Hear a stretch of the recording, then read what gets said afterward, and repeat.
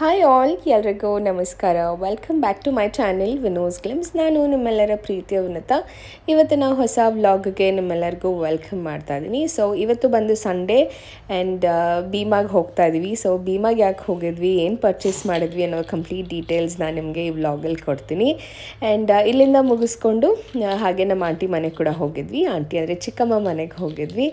So usually pregnant women ಅಂತ ಹೇಳಿದ್ರೆ ಅವ್ರ ಮನೆಗೆ ಕರೆದು ಪ್ರೆಗ್ನೆಂಟ್ ವುಮೆನ್ಗೆ ಇಷ್ಟ ಆಗಿರೋವಂಥದ್ದನ್ನು ಮಾಡಿಕೊಡುವಂಥದ್ದು. ಇನ್ನು ಲಾಸ್ಟ್ ವೀಕ್ ಕೂಡ ನಾನು ಇನ್ನೊಬ್ಬರು ಮನೆಗೆ ಹೋಗಿದ್ದೆ. ಸೊ ಇವತ್ತು ಕೂಡ ನಮ್ಮ ಚಿಕ್ಕಮ್ಮ ಮನೆಗೆ ಹೋಗಿ ಬೇಕಾದಂಥದ್ದನ್ನು ತಿನ್ಕೊಂಡು ಎಂಜಾಯ್ ಮಾಡ್ಕೊಂಡು ಬಂದೆ.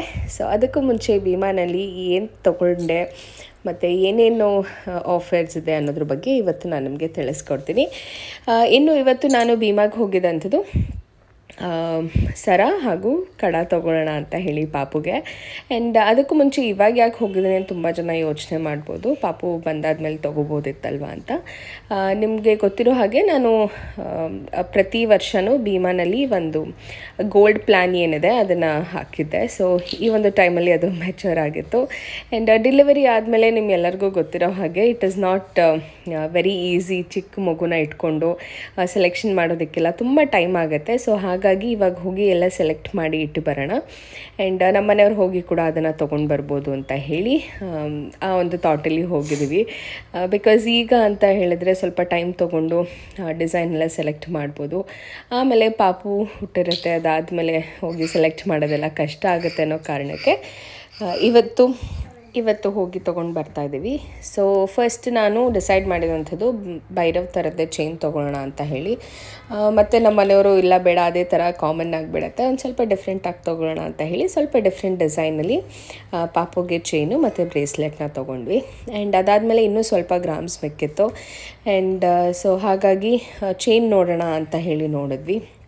ಆ್ಯಂಡ್ ತುಂಬ ಆಪ್ಷನ್ಸ್ ಇದೆ. ಇನ್ಫ್ಯಾಕ್ಟ್ ಹೇಳಬೇಕು ಅಂತ ಅಂದರೆ ಸರಿ ಆಯಿತು ಈ ಸತಿ ಚೈನ್ ಸ್ವಲ್ಪ ಜಾಸ್ತಿ ಓವರ್ ಬಡ್ಜೆಟ್ ಹೋಗ್ತಾಯಿತ್ತು ನಮಗೆ. ಮಾಂಗಲ್ಯ ಚೈನು 2 ಎಳೆ ತೊಗೋಬೇಕು ಅಂತ ಹೇಳಿ. ಬಿಕಾಸ್ ನಾವು ಕಟ್ಟಿದಂಥದ್ದು ಈ ಸತಿ ಪ್ಲ್ಯಾನ್ ಇರಲಿಲ್ಲ ಪಾಪಗೆ ಹೋಗುತ್ತೆ ಅಂತ ಹೇಳಿ. ಸೊ ಕಂಪ್ಲೀಟ್ ನಾನು ಚೈನ್ ಮಾಡಿಸ್ಕೊಳ್ಳೋಕ್ಕೆ ಸರಿ ಹೋಗುತ್ತೆ ಅಂದ್ಕೊಂಡೆ. ಬಟ್ ಅದ್ರ ಜೊತೆಗೆ ಇದನ್ನು ತೊಗೊಂಡ್ರೆ ಓವರ್ ಶೂಟ್ ಆಗುತ್ತೆ ಅಂತ ಹೇಳಿ ನಾನು ಸರಿ ಆಯಿತು ಪಾಪಗೆ ತೊಗೊಂಡು ಅದಾದಮೇಲೆ ಮಿಕ್ಕಿದ್ದೇನಿದೆ ಅದರಲ್ಲಿ ನಾನು ಒಂದು ಸರ ತೊಗೋಣ ಅಂತ ಹೇಳಿ ಪ್ಲ್ಯಾನ್ ಮಾಡಿಕೊಂಡೆ. ಸೊ ಈ ರೀತಿ ಮೋಪಿರೋವಂಥ ಡಿಸೈನ್ಸ್ ನೋಡ್ತಾ ಇದ್ದೆ. ಬಟ್ ಯಾಕೋ ನನಗೆ ಮೋಪಿರೋ ಅಂಥದ್ದು ಅಷ್ಟು ಇಷ್ಟ ಆಗಲಿಲ್ಲ. ಮತ್ತು ಅದು ಒಂದು ರೀತಿ ತುಂಬ ಬೆಂಡ್ ಕೂಡ ಆಗ್ತಾಯಿರಲಿಲ್ಲ, ಒಂಥರ ತುಂಬ ರಿಜಿಟ್ಟಾಗಿ ಇತ್ತು. ಸೊ ಎಲ್ಲಿ ಕಟ್ಟಾಗಿಬಿಡುತ್ತೋ ಅನ್ನೋ ಥರನೂ ಅನ್ನಿಸ್ತಾ ಇತ್ತು. ಸೊ ಹಾಗಾಗಿ ಅದನ್ನು ಬೇಡ ಅಂತ ಹೇಳಿ ಒಂದಷ್ಟು ಹಾಲೋ ಡಿಸೈನ್ಸ್ ಕೂಡ ನೋಡಿದೆ. ಸೊ ದಟ್ ಮ್ಯಾಚ್ ಮಾಡ್ಬೋದು ಅಂತ ಹೇಳಿ. ಬಟ್ ಹಾಲೋ ಡಿಸೈನ್ಸು ನನಗೆ ಇಷ್ಟ ಆಗ್ತಾ ಇರಲಿಲ್ಲ. ಆ್ಯಂಡ್ ಫೈನಲಿ ಒಂದು ಸಿಂಗಲ್ ಕಡ ನೋಡೋಣ ಅಂತ ಅಂದ್ಕೊಂಡೆ. ಸಿಂಗಲ್ ಕಡ ಆಲ್ಮೋಸ್ಟ್ 20 ಗ್ರಾಮ್ಸ್ಗೆ ಚೆನ್ನಾಗಿರೋ ಅಂಥದ್ದು ಸಿಗುತ್ತೆ ಡೈಲಿ ವೇರ್ ಒಕೇಶ್ನಲ್ ವೇರಿಗೆ ನೋಡೋಣ ಅಂತ ಹೇಳಿ ಅದನ್ನು ಕೂಡ ಟ್ರೈ ಮಾಡಿದೆ. ಆ್ಯಂಡ್ ಬಟ್ ಇವತ್ತು ಆ್ಯಕ್ಚುಲಿ ನಾವು ಯಾವುದೇ ರೀತಿ ಆಫರ್ಸ್ ಇರುತ್ತೆ ಅಂತ ಅಂದ್ಕೊಂಡಿರಲಿಲ್ಲ. ಬಟ್ ಹೋಗಾದ್ಮೇಲೆ ಗೊತ್ತಾಯಿತು ಆಲ್ಮೋಸ್ಟ್ 200 ರೂಪೀಸ್ ಆಫ್ ಆಗಿತ್ತು ಪ್ರತಿಯೊಂದು ಗೋಲ್ಡ್ ಗ್ರಾಮ್ ಮೇಲೆ ಅಂಥೇಳಿ. ಸೊ ಹಾಗಾಗಿ ಈ ಸತಿ ಹೋಗಿ ನೋಡಿಕೊಂಡು ಸೆಲೆಕ್ಟ್ ಮಾಡಿ ಬರೋಣ ಅಂತ ಹೇಳಿ ಹೋದ್ವಿ. ಇನ್ನು ಪಾಪು ಚೈನು ಮತ್ತು ಕಡಾಯಿಂದನೇ ನಮಗೆ ಆಲ್ಮೋಸ್ಟ್ ಏನಿಲ್ಲ ಅಂದರೂ 25 ಗ್ರಾಮ್ಸ್ ಹತ್ತಿರ ಆಗೋಯಿತು. ಆ್ಯಂಡ್ ಇನ್ನು ಮಿಕ್ಕಿದಂಥ 30 ಗ್ರಾಮ್ಸ್ಗೆ ಇನ್ನೊಂದು 27 ಗ್ರಾಮ್ಸ್ಗೆ ಏನಾದರೂ ತೊಗೊಳ್ಬೇಕಿತ್ತು. ಸೊ ಹಾಗಾಗಿ ಅಂದ್ಕೊಂಡೆ ಈ ರೀತಿ ಒಂದು ಸಿಂಗಲ್ ಚೈನ್ಸ್ ತೊಗೊಂಡ್ರು ಐ ಥಿಂಕ್ ಸ್ಯಾರಿ ಮೇಲೆ ಡ್ರೆಸ್ ಮೇಲೆ ಎಲ್ಲಾದ್ರ ಮೇಲೂ ಚೆನ್ನಾಗಿ ಕಾಣಿಸುತ್ತೆ ಅಂತ ಅಂದ್ಕೊಂಡು ಈ ರೀತಿ ಒಂದು ಚೈನ್ ತೊಗೊಂಡೆ.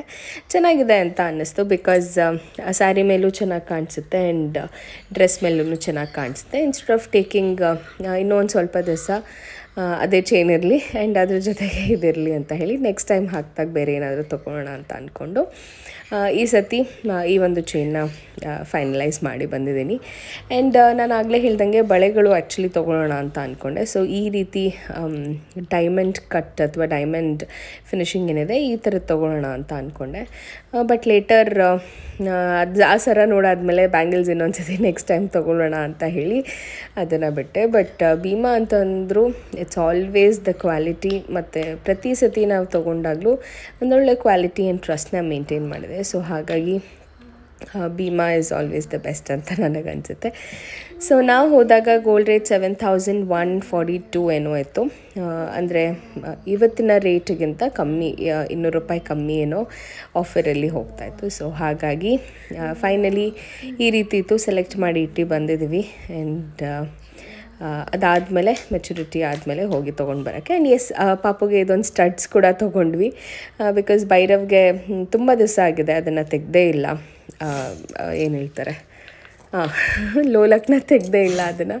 ಸೊ ಹಾಗಾಗಿ ಆ ಲೋಲಕ್ ತೆಗೆದು ಪಾಪುಗೆ ಕಿವಿ ಚುಚ್ತೀವಿ. ಆ್ಯಂಡ್ ಭೈರವ್ಗೆ ಒಂದು ಸ್ಟಡ್ ಹಾಕೋಣ ಅಂತ ಹೇಳಿ ಪ್ಲ್ಯಾನ್ ಮಾಡಿ ಎಲ್ಲ ತೆಗೆದು ಸೆಲೆಕ್ಟ್ ಮಾಡಿ ಇಟ್ಟು ಬಂದಿದ್ದೀವಿ. ಆ್ಯಂಡ್ ಬ್ಯಾಂಗಲ್ಸ್ ಕಲೆಕ್ಷನ್ಸ್ ಅಂದು ಸೂಪರ್ಬ್ ಆ್ಯಂಡ್ ಅಮೇಝಿಂಗ್ ಆಗಿದೆ.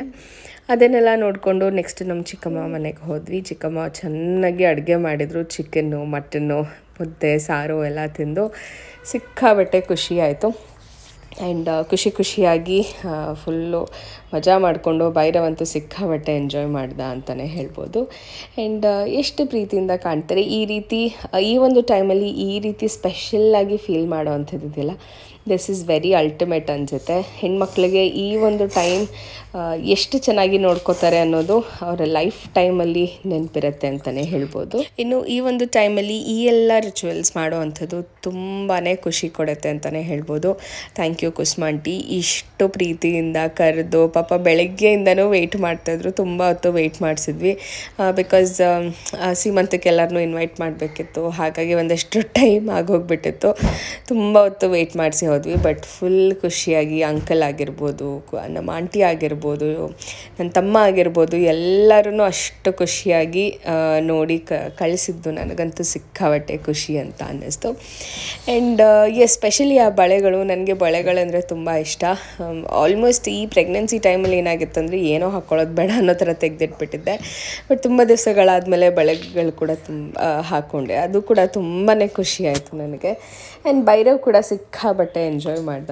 ಆ್ಯಂಡ್ ಈ ಎಲ್ಲ ರಿಚುವಲ್ಸ್ ಏನಿದೆ ಒಂದು ರೀತಿ ಪಾಸಿಟಿವ್ ಎನರ್ಜಿ ಕ್ರಿಯೇಟ್ ಮಾಡುತ್ತೆ, ಮೈಂಡಲ್ಲಿ ಒಂದು ರೀತಿ ಖುಷಿ ತಂದುಕೊಡುತ್ತೆ. ಹೆಣ್ಮಕ್ಳಿಗೆ ಇದಕ್ಕಿಂತ ಖುಷಿ ಇನ್ನೇನು ಬೇಕು ಅಂತ ಅನಿಸುತ್ತೆ. So yes, thank you so much ಅಂತ ಹೇಳೋದಕ್ಕಿಂತ ಹೆಚ್ಚಿಗೆ ಐ ಡೋಂಟ್ ನೋ ಏನು ಹೇಳಬೇಕು, ಇದನ್ನು ಹೇಗೆ ಎಕ್ಸ್ಪ್ರೆಸ್ ಮಾಡಬೇಕಂತ. ತುಂಬಾ ಖುಷಿ ಆಯಿತು ನನಗೂ ಅಷ್ಟೇ, ನಮ್ಮ ಮನೆಯವ್ರಿಗೂ ಅಷ್ಟೇ. ಬಿಕಾಸ್ ಯಾರೋ ಒಬ್ಬರು ನಿಮ್ಮನ್ನು ಅಷ್ಟು ಚೆನ್ನಾಗಿ ಟ್ರೀಟ್ ಮಾಡ್ತಾಯಿದ್ರೆ ಖಂಡಿತವಾಗ್ಲೂ ನಿಮ್ಮ ಹಸ್ಬೆಂಡ್ಗಳಿಗೂ ತುಂಬಾ ಖುಷಿ ಆಗುತ್ತೆ ಅದನ್ನು ಎಷ್ಟು ಚೆನ್ನಾಗಿ ಟ್ರೀಟ್ ಮಾಡ್ತಾಯಿದ್ದಾರೆ ಅಂತ ಹೇಳಿ. ನನಗೆ ಫಸ್ಟ್ ಪ್ರೆಗ್ನೆನ್ಸಿನಲ್ಲಿ ಕೋವಿಡ್ ಟೈಮ್ ಇದ್ದಿದ್ದರಿಂದ ಎಲ್ಲೂ ಹೋಗೋಕ್ಕಾಗಿರಲಿಲ್ಲ. But second pregnancy is like ತುಂಬ ಚೆನ್ನಾಗಿ ಟ್ರೀಟ್ ಮಾಡ್ತಿದ್ದಾರೆ ನನಗೆ. So I feel so happy. And ಅದರಲ್ಲೂ ಸ್ಯಾರಿ ಕೂಡ ಗ್ರೀನ್ ಕಲರ್ ಸ್ಯಾರಿ ಕೊಡಬೇಕು ಅಂತ ಹೇಳಿ ತೊಗೊಂಡು ಬಂದು 3-4 ಡೇಸಿಂದ ಹಿಂಸೆ ಮಾಡಿ ಬರಲೇಬೇಕು, ಮಿಸ್ ಮಾಡಬಾರ್ದು ಅಂತ ಹೇಳಿ ಖುಷಿಯಿಂದ ಎಲ್ಲ ಕೊಟ್ಟು ಕಳಿಸ್ಕೊಟ್ರು. ಥ್ಯಾಂಕ್ ಯು ಸೋ ಮಚ್ ಅಂತ ಹೇಳ್ತಾ ಇವತ್ತಿನ ವ್ಲಾಗ್ ಇಲ್ಲೇ ಎಂಡ್ ಮಾಡ್ತಾಯಿದ್ದೀನಿ.